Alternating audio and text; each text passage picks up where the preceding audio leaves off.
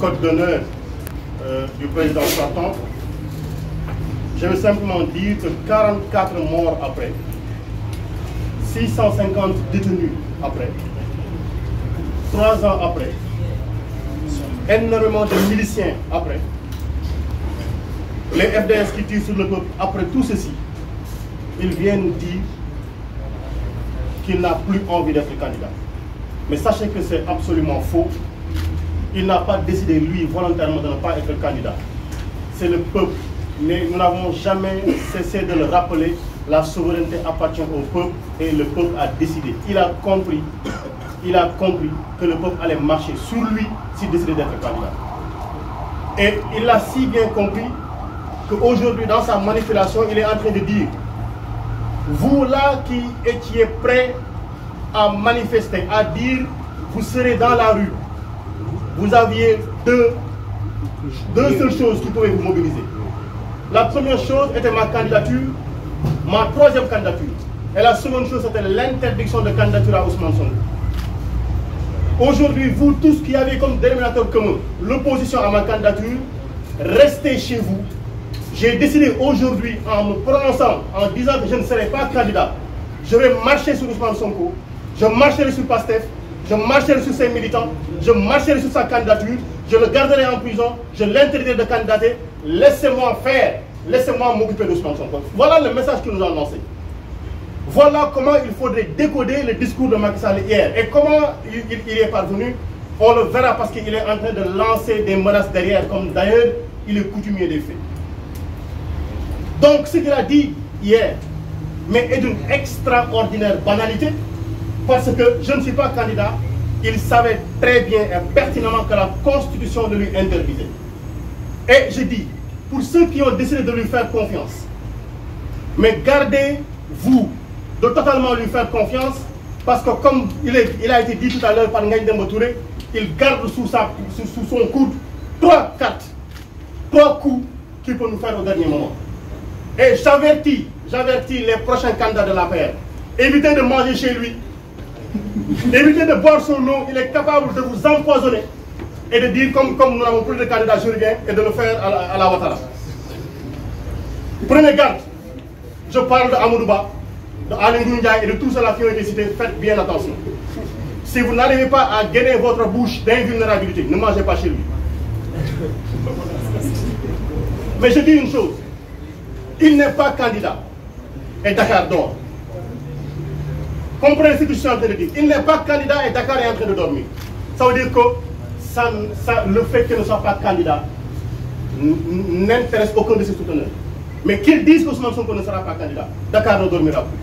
Qu'ils disent qu'Ousmane Sonko ne sera pas candidat, le Sénégal ne dormira plus. Et il faudra qu'ils le comprennent. Donc tout ceci n'est en rien une déclinaison du dialogue politique. En rien, il faut qu'on le comprenne.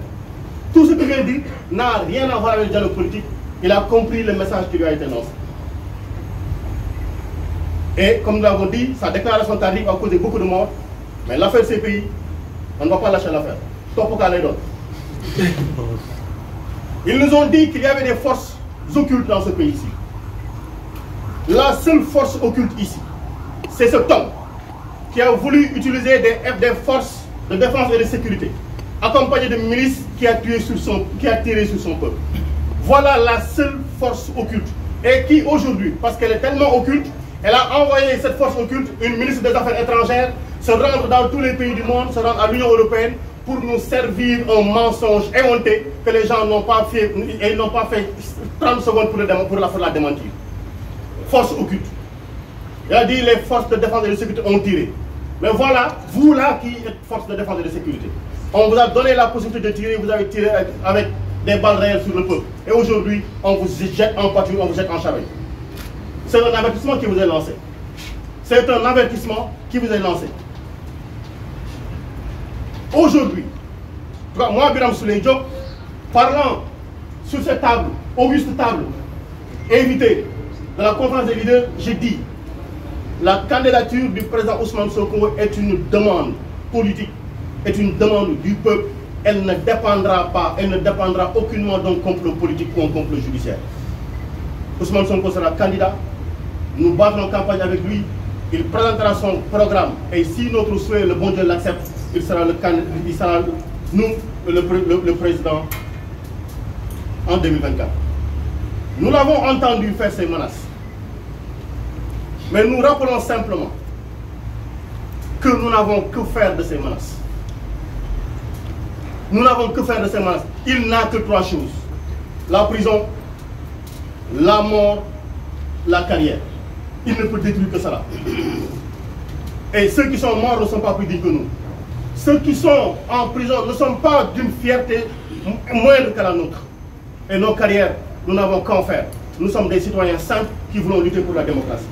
Et c'est l'occasion pour nous de rappeler que les exigences face à ce qu'il est en train de nous proposer, c'est que nous, on ne dialoguera pas avec un pistolet dans la bouche. Parce qu'avec un pistolet dans la bouche, on ne prononce pas des consonnes, on ne prononce pas des syllabes, on ne peut prononcer que des voyelles. Oui, oui, oui. Qu'est-ce qu'on leur dit? Avec un pistolet dans la bouche, on ne peut pas dire non. Donc on ne négociera pas avec un pistolet dans la bouche. Et ce qu'on lui dit, une condition, parce que nous ne sommes pas hermétiquement fermés au dialogue. Nous l'avons toujours dit, et je rappelle encore que Ousmane Sonko avait bien dit en 2021, sorti de la gendarmerie, qu'il ne pouvait pas accepter. Aucun leader de la coalition Yewwi Askan Wi ne pouvait accepter qu'on interdise à Macky Sall de terminer son mandat tranquillement. Accompagnons-le pour qu'il termine tranquillement son mandat.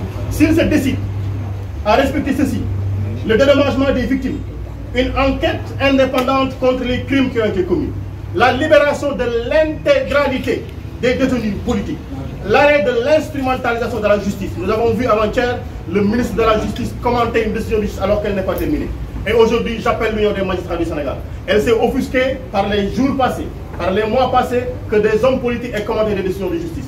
Il faudrait qu'elle se lève pour nous dire est-ce qu'elle est d'accord que le ministre de la Justice commande une décision de justice. Aujourd'hui donc, nous voulons au-delà de tout ceci, que les barrières qui sont devant chez Ousmane Sonko soient enlevées totalement et intégralement, qu'il puisse marcher tranquillement, vaquer à ses occupations et nous-mêmes aller lui rendre visite tranquillement sans voir des hommes en tenue où c'est écrit police nationale. Des élections transparentes, inclusives et apaisées. C'est notre souhait le plus absolu. Si c'est son souhait, on s'en prendra rapidement parce qu'il va arrêter ce qu'il est en train de faire. Si ce n'est pas son souhait, si son souhait reste d'éliminer Ousmane Sonko, il nous aura toujours en face de lui qu'il se prépare à nous mettre tous en prison. Nous rappelons aux Sénégalais, donc, tout ceci est que il nous a informé qu'il va introduire des modifications au niveau du code électoral et de la Constitution. En tout cas, nous, députés, nous attendons fermement de savoir qu'est-ce qu'il nous amène. On ne se prononcera pas sur le sujet, on attendra d'avoir les informations sur le contenu. Mais sachez-le, Constitution, du rideau maïga, la Constitution, ce n'est pas le rideau d'un bar qu'on heurte à tout moment, qu'on se lève à tout moment et qu'on rabaisse à tout moment. Voilà la conclusion. Merci beaucoup. Merci.